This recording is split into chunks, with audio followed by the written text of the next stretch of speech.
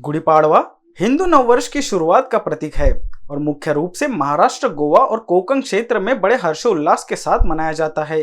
यह चैत्र महीने के शुक्ल पक्ष की प्रतिपदा तिथि को आता है और इसे वसंत ऋतु की शुरुआत के रूप में भी देखा जाता है।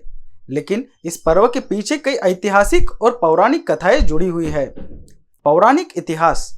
भगवान ब्रह्मा द्वारा सृष्टि की रचना। ऐसी मान्यता है कि गुड़ी पाड़वा के दिन भगवान ब्रह्मा ने सृष्टि की रचना की थी। यह दिन कालचक्र की शुरुआत मानी जाती है। पुराणों के अनुसार ब्रह्मा जी ने इसी दिन से समय का संचालन शुरू किया था, इसलिए इसे नववर्ष का प्रथम दिन भी माना जाता है। भगवान राम की अयोध्या वापसी। एक और मान्यता के अनुसार जब भगवान राम ने 14 वर्षों का वनवास समाप्त कर और रावण का वध कर अयोध्या में प्रवेश किया तो अयोध्या वासियों ने खुशी में अपने घरों के सामने ध्वज यानी कि गुड़ी फहराई। यह विजय और उत्सव का प्रतीक बना, जिसे आगे चलकर गुड़ी पाड़वा के रूप में मनाया जाने लगा। शालिवाहन संवत की शुरुआत। इतिहास के अनुसार यह दिन शालिवाहन संवत की शुरुआत का भी प्रतीक है।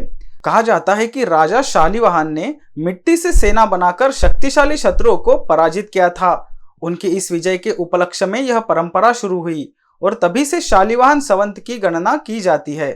प्रकृति और कृषि से जुड़ाव। यह दिन कृषि और प्रकृति के लिए भी अत्यंत महत्वपूर्ण है। इस समय खेतों में नई फसलें आती है, आम के पेड़ों पर बौर लगते हैं और पेड़ पौधे नई हरियाली से भर जाते हैं, इसलिए इसे समृद्धि और नई शुरुआत का पर्व भी माना जाता है। गुड़ी पाड़वा मनाने की परंपराएं। गुड़ी की स्थापना। इस दिन घरों के बाहर एक लंबी बांस की छड़ी पर रेशमी वस्त्र, आम के पत्तों की माला, गाठी और एक उल्टा रखा हुआ तांबे या पीतल का कलश लगाकर गुड़ी बनाई जाती है। घर की साफ सफाई और रंगोली। इस दिन घर की साफ सफाई कर दरवाजे पर सुंदर रंगोली बनाई जाती है और आम तथा अशोक के पत्तों से घर को सजाया जाता है। विशेष भोजन। इस दिन विशेष रूप से पुरनपोली, श्रीखंड पुरी और नीम व गुड़ का मिश्रण खाया जाता है। निष्कर्ष।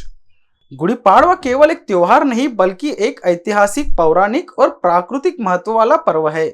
यह हमें हमारी संस्कृति, परंपराओं और विजय की भावना से जोड़ता है। यह त्योहार न केवल नई ऊर्जा और समृद्धि का प्रतीक है बल्कि हमें यह भी सिखाता है कि हर अंत के बाद एक नई शुरुआत होती है।